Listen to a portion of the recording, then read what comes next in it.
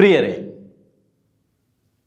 ಭರವಸೆಯ ಪಯಣ ಶಾಂತಿಯ ಪಥದಲ್ಲಿ ಈ ಸುಂದರ ಕಾರ್ಯಕ್ರಮಕ್ಕೆ ಮಗದೊಮ್ಮೆ ನಿಮಗೆಲ್ಲರಿಗೂ ಪ್ರೀತಿಯ ಸ್ವಾಗತವನ್ನು ನಾನು ಕೋರ್ತಾ ಇದ್ದೀನಿ.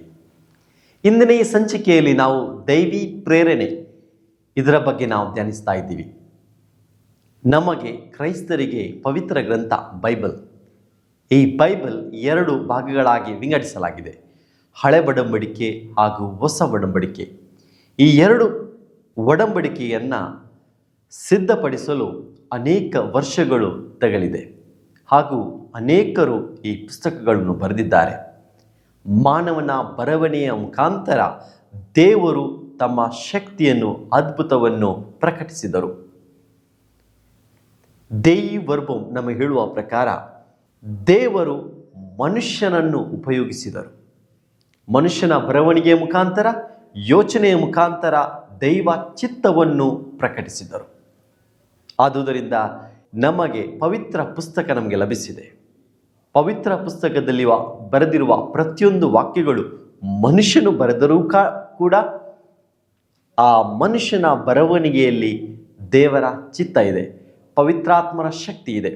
ಇದಕ್ಕೆ ನಾವು ಇನ್ಸ್ಪಿರೇಷನ್, ಆ ಡಿವೈನ್ ಇನ್ಸ್ಪಿರೇಷನ್ ಅಂತ ನಾವು ಕರೀತೀವಿ, ಅಥವಾ ದೈವಿ ಪ್ರೇರಣೆ ಅಂತ ಕರಿತಿದ್ದೀವಿ. ಇಂದಿನ ಈ ಸಂಚಿಕೆಯಲ್ಲಿ ದೈವಿ ಪ್ರೇರಣೆ ಇದರ ಬಗ್ಗೆ ನಾವು ಧ್ಯಾನಿಸ್ತಾ ಇದ್ದೀವಿ. ಇಂದಿನ ಈ ಸಂಚಿಕೆಗೆ ಸಂಪನ್ಮೂಲ ವ್ಯಕ್ತಿಗಳಾಗಿ ಹೊಸ ಗುರುಗಳು ನಮ್ಮ ಜೊತೆಗಿದ್ದಾರೆ. Father Deepak Furtado, sacred heart minor seminar rector. ಗುರುಗಳೇ, ನಿಮಗೆ ಪ್ರೀತಿಯ ಸ್ವಾಗತವನ್ನು ಕೊಡ್ತಿದ್ದೀವಿ. ಧನ್ಯವಾದಗಳು ಫಾದರ್. ಈ ಒಂದು ಸಂದರ್ಶನದಲ್ಲಿ ದೈವಿ ಪ್ರಕಟಣೆ ಬಗ್ಗೆ ಚರ್ಚಿಸಲು ನನಗೆ ಒಂದು ಆಹ್ವಾನ ಕೊಟ್ಟಿದ್ದಕ್ಕೆ ಧನ್ಯವಾದಗಳು. ಹಾಗಾದರೆ ಗುರುಗಳೇ, ನಿಮಗೆ ಮೊದಲನೇ ಪ್ರಶ್ನೆಯನ್ನು ಕೇಳಲಿಕ್ಕೆ ನಾನು ಇಚ್ಛಿಸ್ತೇನೆ. ಗುರುಗಳೇ, ಹಾಗಾದರೆ ದೈವಿ ಪ್ರೇರಣೆ ಇದರ ಬಗ್ಗೆ ಧರ್ಮಸಭೆ ನಮಗೆ ಏನು ಹೇಳುತ್ತದೆ? ಈ ಎಕ್ಲೇಸಿಯಾ ಅಥವಾ ಧರ್ಮಸಭೆ ಎಂದು ನಾಮಕರಣ ಹೊಂದಲ್ಪಟ್ಟ ಈ ತಾಯಿ ಧರ್ಮಸಭೆಯ ಮೂಲ ಇರುವುದು ಯೇಸು ಸ್ವಾಮಿಯ ದೀಕ್ಷಾ ಸ್ನಾನದಲ್ಲಿ.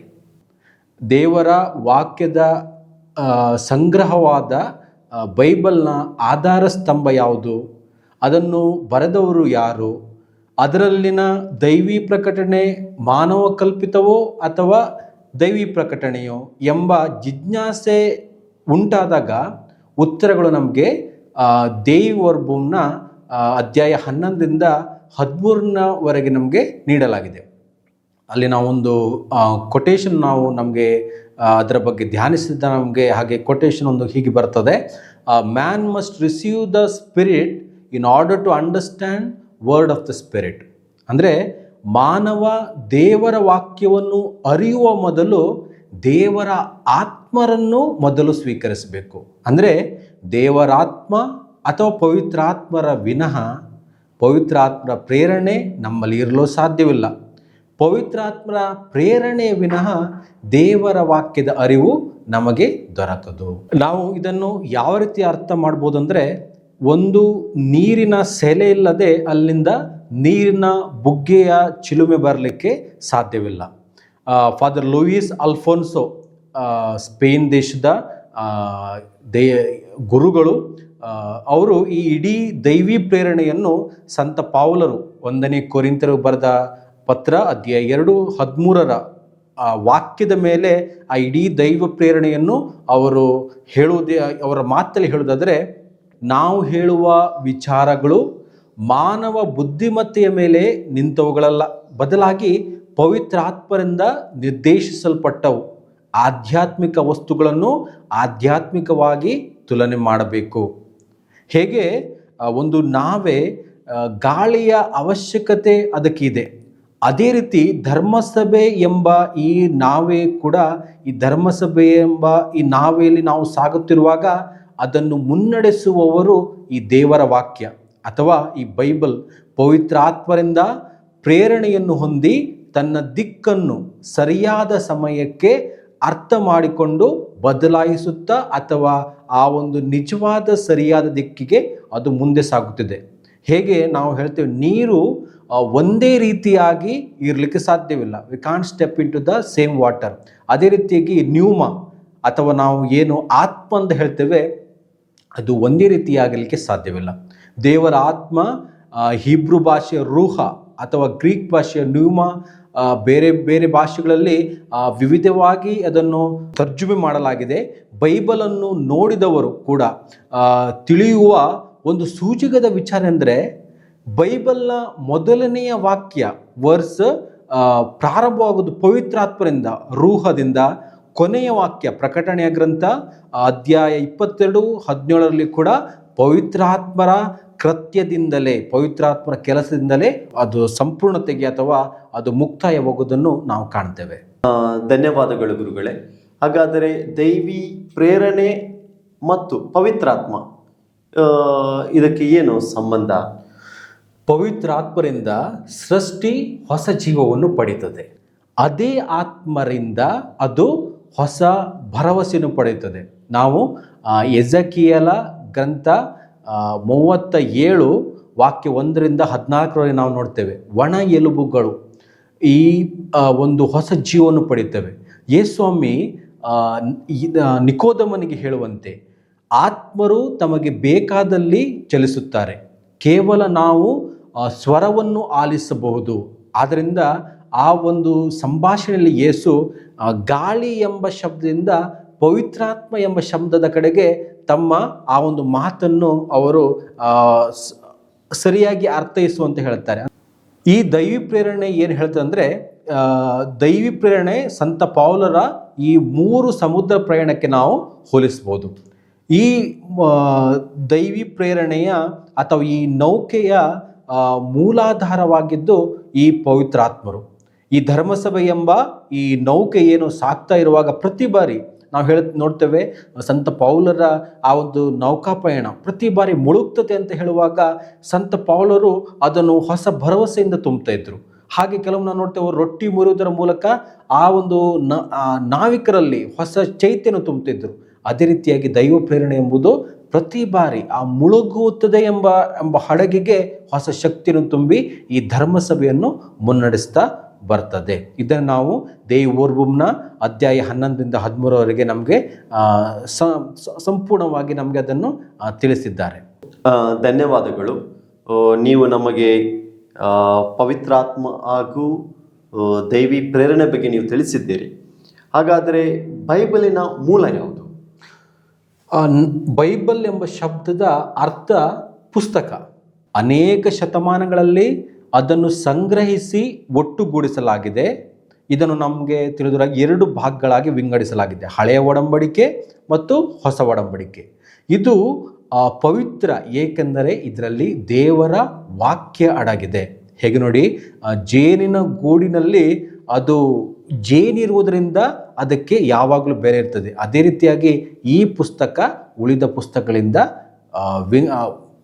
ವಿಂಗಡಣೆಯಾಗಿದೆ, ಯಾಕೆಂದರೆ ಇದು ದೇವರ ವಾಕ್ಯದ ಸಂಗ್ರಹವಾಗಿದೆ. ಧನ್ಯವಾದಗಳು.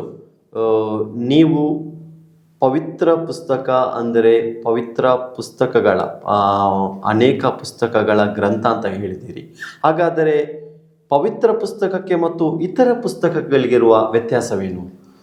ಸಂತ ಪೌಲರು ಹೇಳುವಂತೆ ವರ್ಡ್ ಅಥವಾ ಶಬ್ದ ಅಥವಾ ಆತ್ಮರು ಜೀವವನ್ನು ಕೊಡಬಹುದು, ಅಥವಾ ಅದೇ ರೀತಿ ವಾಕ್ಯಗಳು ಜೀವವನ್ನು ತೆಗೆಯಬಹುದು. ಆದರೆ ಆತ್ಮರು ಯಾವಾಗಲೂ ಕೂಡ ಜೀವವನ್ನು ನೀಡ್ತಾರೆ.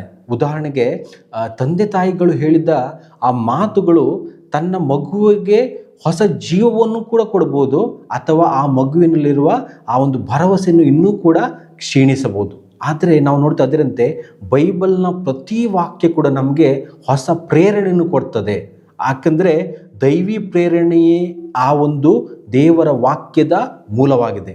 ಅದರಿಂದ ದೈವಿ ಪ್ರೇರಣೆ ವಿನ ಧರ್ಮಸಭೆ ಒಂದು ಕೇವಲ ಮರದ ತುಂಡಿತ್ತಂತೆ, ಒಂದು ಮರದ ಒಂದು ಲಾಕ್ಸ್ ಅಂತಾರೆ, ಅದರಿಂದ ಮೂಲಕ ಒಂದು ಯಾವುದೇ ರೀತಿಯಾಗಿ ನಮ್ಗೆ ಚಲಿಸ್ಲಿಕ್ಕೆ ಆಗೋದಿಲ್ಲ. ಆದರೆ ಹಡಗಿನ ನಾವೆಯ ಮೂಲಕ ಮಾತ್ರ ಚಲಿಸ್ಬೋದು. ಅದೇ ರೀತಿಯಾಗಿ ದೈವಿ ಪ್ರೇರಣೆಯಿಂದ ಮಾತ್ರ ನಾವು ಮುಂದೆ ಈ ನಮ್ಮ ನಾವೆಯನ್ನು ಮುನ್ನಡೆಸ್ಕೊಂಡು ಹೋಗಲಿಕ್ಕೆ ಸಾಧ್ಯವಾಗ್ತದೆ. ನೀವು ಹೇಳಿದರಲ್ಲಿ ಪ್ರಮುಖ ಅಂಶವಾಗಿ ಈ ಪ್ರೊಫೆಟಿಕ್ ವರ್ಚುಸ್, ಈ ಪ್ರವಾದಿಗಳ ಪ್ರಮುಖ ಅಂಶ, ಇದರ ಬಗ್ಗೆ ನೀವು ಏನು ಹೇಳಲಿಕ್ಕೆ ಬಯಸ್ತೀರಿ? ಪ್ರತಿಯೊಬ್ಬ ವ್ಯಕ್ತಿಯಲ್ಲಿ ಸ್ವಾಭಾವಿಕವಾಗಿ ಅಥವಾ ದೈವದತ್ತವಾದ ಕೆಲವು ವರ್ಚಸ್ಸನ್ನು ನಾವು ಕಾಣಬಹುದು.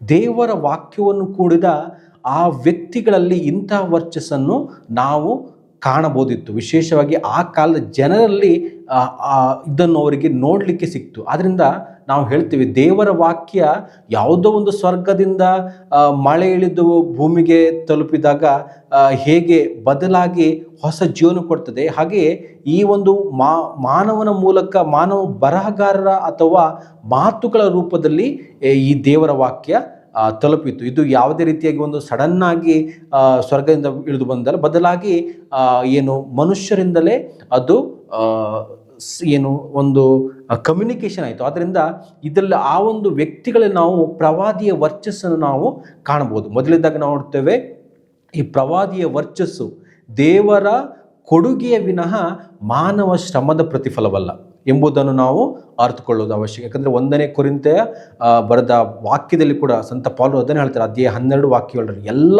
ಕೊಡುಗೆ ಕೂಡ ದೇವರಿಂದ ಬರುವಂಥದ್ದು. 2ನೇ ಪೇತ್ರದಲ್ಲಿ ನಾವು ನೋಡ್ತೇವೆ, ಅಲ್ಲಿ ತಿಳಿಸುವಂತೆ ಪವಿತ್ರಾತ್ಮರಿಂದ ಹಾಗೂ ಪವಿತ್ರಾತ್ಮರ ಜೊತೆ ಒಯ್ಯಲ್ಪಟ್ಟರವರು. ಯಾರು ಕೂಡ ಈ ಬರಹಗಾರರಿದ್ದಾರೆ ಅವರು ಪವಿತ್ರಾತ್ಮರಿಂದ ಹಾಗೂ ಪವಿತ್ರಾತ್ಮರ ಜೊತೆಗೆ ಒಯ್ಯಲ್ಪಟ್ಟರು. ಆದ್ದರಿಂದ ಸಂತ ಪೌಲ 1ನೇ ಥೆಸಲೋನಿಕರಿಗೆ ಬರೆದ ಪತ್ರ ಅಧ್ಯಾಯ 2 ವಾಕ್ಯ 13 ಹೇಳ್ತಾರೆ, ನೀವು ಪ್ರಾರಂಭದಲ್ಲಿ ಸ್ಥಿರ ಸ್ವೀಕರಿಸಿದಂತೆ ನಾವು ಹೇಳಿದ ವಾಕ್ಯಗಳು ಮಾನವ ಪ್ರೇರಿತವಲ್ಲ, ಬದಲಾಗಿ ದೈವಿ ಪ್ರೇರಿತ ಎಂಬುದರಲ್ಲಿ ದೃಢವಾಗಿರಿ. ಈ ಪ್ರವಾದಿಯ ವರ್ಚಸ್ಸು ನಾವು ಏನು ಹೇಳ್ತಿದ್ದೇವೆ, ಪ್ರತಿಯೊಬ್ಬನಿಗೂ ಕೂಡ ಆತನ ಆಧ್ಯಾತ್ಮಿಕ ದೃಢತೆಯ ಮಾಪನದಂತೆ ಪವಿತ್ರಾತ್ಮ ನೀಡುತ್ತಾರೆ. ಒಬ್ಬ ವ್ಯಕ್ತಿ ಆಧ್ಯಾತ್ಮಿಕವಾಗಿ ಎಷ್ಟು ನೆಲೆಯೂರಿದ್ದಾನೆ ಅಷ್ಟೇ ಪ್ರಮಾಣದ ವರ್ಚಸ್ಸನ್ನು ಅವನು ಪಡೆಯಲು ಶಕ್ತನಾಗ್ತಾನೆ. ಆದ್ದರಿಂದ ಆ ಬರವಣಿಗೆಗಾರ, ಈ ಬೈಬಲ್ನ ಎಷ್ಟು ಪುಸ್ತಕಗಳಿವೆ, ಆ ಬರವಣಿಗೆಗಾರನ ವ್ಯಕ್ತಿಯ ಇತಿಮಿತಿಗಳನ್ನು ಹೊರತುಪಡಿಸಿ ಅವರು ಪ್ರಕಟಪಡಿಸಿದ ವಾಕ್ಯಕ್ಕೂ ದೈವಿ ವಾಕ್ಯದ ಮೂಲಕ್ಕೂ ನಡುವಿನ ಒಂದು ಅವಿನಾಭಾವ ಒಂದು ಸಂಬಂಧವನ್ನು ನಾವಿಲ್ಲಿ ಸೀಮಿತಗೊಳಿಸಲಿಕ್ಕೆ ಸಾಧ್ಯವಿಲ್ಲ. ಯಾಕೆಂದರೆ ಅವರು ಎಷ್ಟು ವರ್ಚಸ್ಸನ್ನು ಹೊಂದಿದ್ದರೂ ಅಷ್ಟೇ ಪವಿತ್ರಾತ್ಮರ ಕೃಪೆಯಿಂದ ಆ ಒಂದು ದೇವರ ವಾಕ್ಯನ ಪ್ರಕಟಿಸಲಿಕ್ಕೆ ಹಾಗೂ ನೀಡಲಿಕ್ಕೆ ಅವರಿಗೆ ಸಾಧ್ಯವಾಯಿತು. ಹಾಗಾದರೆ ದೈವಿ ವರ್ಬಂ ಇದರ ಪ್ರಕಾರ ಈ ಪವಿತ್ರ ಪುಸ್ತಕದ ಬರಹಗಾರರು ಯಾರು? ಆತ್ಮರು ಅವರಲ್ಲಿ ಅವರ ಮೂಲಕ ಬರೆದ ನಿಜವಾದ ಬರಹಣೆಗಾರರು. ಎಲ್ಲವನ್ನೂ ಪ್ರತಿಯೊಂದನ್ನು ಕೂಡ ಅವರು ಬಯಸಿದಂತೆಯೇ ಬರೆಯಲಾಯಿತು. ಆದ್ದರಿಂದ ಪವಿತ್ರ ಗ್ರಂಥದ ಪ್ರಮುಖ ಲೇಖಕರು ಇಬ್ಬರಿದ್ದಾರೆ. ಅದರಲ್ಲಿ ಪ್ರಮುಖ ಲೇಖಕರಾಗಿದ್ದಾರೆ, ಅದು ಪವಿತ್ರಾತ್ಮರೇ ಆಗಿದ್ದಾರೆ. ಶತಮಾನಗಳಿಂದ ಈ ಪುಸ್ತಕಗಳನ್ನು ಬರೆಯಲು ಪ್ರೇರೇಪಿಸಿ ಅವರ ಸಂಕಲ್ಪದಂತೆ ಅದನ್ನು ತಂದವ ಈ ಧರ್ಮಸಭೆ ಎಂಬ ಈ ನಾವೆ. ಪುನಃ ನಾನು ಅದೇ ಶಬ್ದವನ್ನು ಇದನ್ನು ನಾವು ಧ್ಯಾನಿಸುವಾಗ ನಾವು ಅದನ್ನು ನೋಡ್ತೇವೆ. ಈ ನಾವೆಯ ಈ ಪ್ರೇರಕ ಅಥವಾ ಪ್ರೇರಣೆ ಅಥವಾ ಮುಂದೆ ಸಾಗ್ತಾ ಇರುವುದು ಯಾವುದಂದ್ರೆ ಈ ನಿಜವಾದ ಗ್ರಂಥಕರ್ತನ ಆ ಒಂದು ಯೋಜನೆ ಪ್ರಕಾರ ಅದು ಸಾಗ್ತಾ ಇದೆ. ಈ ಮಾನವ ಬರಹಗಾರ ಯಾರಿದ್ದಾರೆ ಅವರನ್ನು ಕೂಡ ನಾವು ಕಡೆಗಣಿಸುವಂತಿಲ್ಲ. ಆ ಕಾಲದ ಸ್ಥಿತಿಗತಿ ಹಾಗೂ ನಿರ್ದಿಷ್ಟ ಸಾಹಿತ್ಯದ ಪ್ರಕಾರಗಳ ಜೊತೆಗೆ ಅವರು ಅದನ್ನು ಬರೀತಾರೆ. ಅದರೊಂದಿಗೆ ಮೊದಲು ಈ ಸಣ್ಣ ಬಂದರು, ನಾವು ಮುಂದೆ ನೋಡಿದಾಗ 2 ಬಂದರುಗಳು ನಾವು ಸಾಗಬೇಕು. ಈ ಸಣ್ಣ ಬಂದರು ಈ ಮಾನವ ಬರಹಗಾರ ಆದರೆ, ಈ ದೊಡ್ಡ ಬಂದರು ಏನಾಗಿದೆ ಅದು ದೈವಿ ಪ್ರೇರಣೆ. ವ್ಯಾಟಿಕನ್ 2 ಮೊದಲು ವ್ಯಾಟಿಕನ್ 2 ಮೊದಲು ಈ ಮಾನವ ಬರಹಗಾರನ್ನು ಸಂಪೂರ್ಣವಾಗಿ ಒಂದು ಕೇವಲ ನಿಮಿತ್ತ ಎಂದು ತಿಳಿಯಲಾಗಿತ್ತು. ಆದರೆ ದೇವ್ ವರ್ಬಂ ಅಧ್ಯಾಯ 12ರಲ್ಲಿ ನಮ್ಗೆ ನಿಖರವಾಗಿ ಹೇಳ್ತಂದ್ರೆ, ಇವರು ದೈವಿ ಪ್ರೇರಣೆಯಿಂದ ಬರೆದವರಾದರೂ ಅವರ ಸ್ವಾತಂತ್ರ್ಯ ಮತ್ತು ಬುದ್ಧಿಮತ್ತೆಯನ್ನು ನಾವು ನಿರ್ಲಕ್ಷಿಸಲು ಸಾಧ್ಯವಿಲ್ಲ. ಉದಾಹರಣೆಗೆ ಯೇಸುವಿನ ಕೊನೆಯ ನುಡಿಗಳು, ಶಿಲುಬೆ ಮೇಲೆ ಯೇಸುವಿನ ನುಡಿದ ಆ ನುಡಿಗಳನ್ನು ಮಾರ್ಕ ಮತ್ತು ಮತ್ತಾಯ ಒಂದು ರೀತಿಯಾಗಿ ಬರೆದರೆ, ಲೂಕ ಮತ್ತು ಯೋಹಾನನ ಆ ಶಬ್ದಗಳು ಬೇರೆ ರೀತಿಯಾಗಿವೆ. ಆದ್ದರಿಂದ ದೇವರ ವಾಕ್ಯವನ್ನು ಅರಿಯಲು ನಾವು ಈ 2 ಬಂದರುಗಳನ್ನು ಅಥವಾ 2 ಬರಹಗಾರರನ್ನು ಕೂಡ ನಾವು ಅರಿತುಕೊಳ್ಳಬೇಕು. 2 ಬಂದರುಗಳ ಮೂಲಕ ನಾವು ಸಾಕಬೇಕು. ಸಣ್ಣ ಬಂದರನ್ನು ತಲುಪಿದ ನಂತರ ನಾವು ದೊಡ್ಡ ಬಂದರನ್ನು ತಲುಪಲಿಕ್ಕೆ ಸಾಧ್ಯವಾಗ್ತದೆ. ಸರಿ ಗುರುಗಳೇ, ನೀವು 2 ಬಂದರುಗಳ ಬಗ್ಗೆ ವಿಷಯವಾಗಿ ನೀವು ಮಾತನಾಡಿದ್ದೀರಿ. ಹಾಗಾದರೆ ದೇವರ ವಾಕ್ಯವನ್ನು ನಾವು ಅರಿಯುವಾಗ ನಾವು ತಲುಪಬೇಕಾದ 2 ಬಂದರುಗಳು ಯಾವುವು? ಮೊದಲನೇದಾಗಿ ಮಾನವ ಬರವಣಿಗೆಗಾರ, ಅದನ್ನು ಬರೆದ ಗ್ರಂಥಕರ್ತ ಅಥವಾ ಆ ಒಂದು ಲೇಖಕ ಅಥವಾ ಆ ಒಂದು ಬರವಣಿಗೆಗಾರ. ಇನ್ನೊಬ್ಬ ಬರಹಗಾರ ಅಥವಾ ಲೇಖಕ ಅಥವಾ ಈ ಪುಸ್ತಕ ಗ್ರಂಥಕರ್ತ ಶತಮಾನಗಳಿಂದ ಈ ಪುಸ್ತಕಗಳನ್ನು ಬರೆಯಲು ಪ್ರೇರೇಪಿಸಿ ಅವರ ಸಂಕಲ್ಪದಂತೆ ಅದನ್ನು ತಂದವ. ಈ ಧರ್ಮಸಭೆ ಎಂಬ ಈ ನಾವೆ, ಪುನಃ ನಾನು ಅದೇ ಶಬ್ದವನ್ನು ಇದನ್ನು ನಾವು ಧ್ಯಾನಿಸುವಾಗ ನಾವು ಅದನ್ನು ನೋಡ್ತೇವೆ. ಈ ನಾವೆಯ ಈ ಪ್ರೇರಕ ಅಥವಾ ಪ್ರೇರಣೆ ಅಥವಾ ಮುಂದೆ ಸಾಗ್ತಾ ಇರುವುದು ಯಾವುದಂದ್ರೆ ಈ ನಿಜವಾದ ಗ್ರಂಥಕರ್ತನ ಆ ಒಂದು ಯೋಜನೆ ಪ್ರಕಾರ ಅದು ಸಾಗ್ತಾ ಇದೆ. ಈ ಮಾನವ ಬರಹಗಾರ ಯಾರಿದ್ದಾರೆ ಅವರನ್ನು ಕೂಡ ನಾವು ಕಡೆಗಣಿಸುವಂತಿಲ್ಲ. ಆ ಕಾಲದ ಸ್ಥಿತಿಗತಿ ಹಾಗೂ ನಿರ್ದಿಷ್ಟ ಸಾಹಿತ್ಯದ ಪ್ರಕಾರಗಳ ಜೊತೆಗೆ ಅವರು ಅದನ್ನು ಬರೀತಾರೆ. ಅದರೊಂದಿಗೆ ಮೊದಲು ಈ ಸಣ್ಣ ಬಂದರು, ನಾವು ಮುಂದೆ ನೋಡಿದಾಗ 2 ಬಂದರುಗಳು ನಾವು ಸಾಗಬೇಕು. ಈ ಸಣ್ಣ ಬಂದರು ಈ ಮಾನವ ಬರಹಗಾರ ಆದರೆ, ಈ ದೊಡ್ಡ ಬಂದರು ಏನಾಗಿದೆ ಅದು ದೈವಿ ಪ್ರೇರಣೆ. ವ್ಯಾಟಿಕನ್ 2 ಮೊದಲು ಏನು ವ್ಯಾಟಿಕನ್ 2ರ ಮೊದಲು ಈ ಮಾನವ ಬರಹಗಾರನ್ನು ಸಂಪೂರ್ಣವಾಗಿ ಒಂದು ಕೇವಲ ನಿಮಿತ್ತ ಎಂದು ತಿಳಿಯಲಾಗಿತ್ತು. ಆದರೆ ದೇವರ್ಬುಮ್ ಅಧ್ಯಾಯ 12ರಲ್ಲಿ ನಮ್ಗೆ ನಿಖರವಾಗಿ ಹೇಳ್ತಂದ್ರೆ, ಇವರು ದೈವಿ ಪ್ರೇರಣೆಯಿಂದ ಬರೆದವರಾದರೂ ಅವರ ಸ್ವಾತಂತ್ರ್ಯ ಮತ್ತು ಬುದ್ಧಿಮತ್ತೆಯನ್ನು ನಾವು ನಿರ್ಲಕ್ಷಿಸಲು ಸಾಧ್ಯವಿಲ್ಲ. ಉದಾಹರಣೆಗೆ ಯೇಸುವಿನ ಕೊನೆಯ ನುಡಿಗಳು, ಶಿಲುಬೆ ಮೇಲೆ ಯೇಸುವಿನ ನುಡಿದ ಆ ನುಡಿಗಳನ್ನು ಮಾರ್ಕ ಮತ್ತು ಮತ್ತಾಯ ಒಂದು ರೀತಿಯಾಗಿ ಬರೆದರೆ, ಲೂಕ ಮತ್ತು ಯೋವಾನನ ಆ ಶಬ್ದಗಳು ಬೇರೆ ರೀತಿಯಾಗಿವೆ. ಆದ್ದರಿಂದ ದೇವರ ವಾಕ್ಯವನ್ನು ಅರಿಯಲು ನಾವು ಈ 2 ಬಂದರುಗಳನ್ನು ಅಥವಾ 2 ಬರಹಗಾರರನ್ನು ಕೂಡ ನಾವು ಅರಿತುಕೊಳ್ಳಬೇಕು. 2 ಬಂದರುಗಳ ಮೂಲಕ ನಾವು ಸಾಕಬೇಕು. ಸಣ್ಣ ಬಂದರನ್ನು ತಲುಪಿದ ನಂತರ ನಾವು ದೊಡ್ಡ ಬಂದರನ್ನು ತಲುಪಲಿಕ್ಕೆ ಸಾಧ್ಯವಾಗ್ತದೆ. ಧನ್ಯವಾದ ಗುರುಗಳೇ. ಸ್ವಲ್ಪ ಸಮಯ ನಮ್ಮ ಜೊತೆಗಿದ್ದು ದೇವಿ ವರ್ಬಮ್ ಇದರ ದೈವಿ ಪ್ರಕಟಣೆಯ ಬಗ್ಗೆ ನೀವು ನಮಗೆ ತಿಳಿಸಿದ್ದೀರಿ. ನಮಗೆಲ್ಲರಿಗೂ ಅರ್ಥ ಆಯಿತು ಅಂತ ನಾನು ಭಾವಿಸ್ತೀನಿ. ನಮ್ಮೆಲ್ಲ ವೀಕ್ಷಕರ ಪರವಾಗಿ ನಿಮಗೆ ಧನ್ಯವಾದಗಳನ್ನು ಸಲ್ಲಿಸ್ತೀನಿ. ಧನ್ಯವಾದಗಳು ಫಾದರ್. ಪ್ರಿಯರೇ, ಇಂದಿನ ಈ ಸಂಚಿಕೆಯಲ್ಲಿ ದೈವಿ ಪ್ರೇರಣೆಯ ಬಗ್ಗೆ ಫಾದರ್ ದೀಪಕ್ ಫುರ್ತಾದೂರ್ ಅವರು ಸುಂದರವಾಗಿ ನಮಗೆ ತಿಳಿಸಿದ್ದಾರೆ. ಇದರಿಂದ ನೀವು ಅನೇಕರು ಪ್ರೇರಿತಗೊಂಡಿದ್ದೀರೆಂದು ನಾನು ಭಾವಿಸ್ತೇನೆ. ಮುಂದಿನ ಸಂಚಿಕೆಯಲ್ಲಿ ನಾವು ಧರ್ಮಸಭೆಯಲ್ಲಿ ಪವಿತ್ರ ಗ್ರಂಥ, ಪವಿತ್ರ ಪುಸ್ತಕ ಇದರ ಬಗ್ಗೆ ನಾವು ಧ್ಯಾನಿಸಲಿಕ್ಕಿದ್ದೇವೆ. ಕೆಥೆಡ್ರಲ್ ಮುಖ್ಯ ಗುರುಗಳಾಗಿರುವ ಫಾದರ್ ಜೋಸೆಫ್ ಪ್ರವೀಣ್ ಇದರ ಸಂದರ್ಶನವನ್ನು ನೀಡಲಿಕ್ಕಿದ್ದಾರೆ. ಭೇಟಿಯಾಗೋಣ ಮುಂದಿನ ಸಂಚಿಕೆಯಲ್ಲಿ ಫಾದರ್ ಜೋಸೆಫ್ ಪ್ರವೀಣ್ ಜೊತೆ.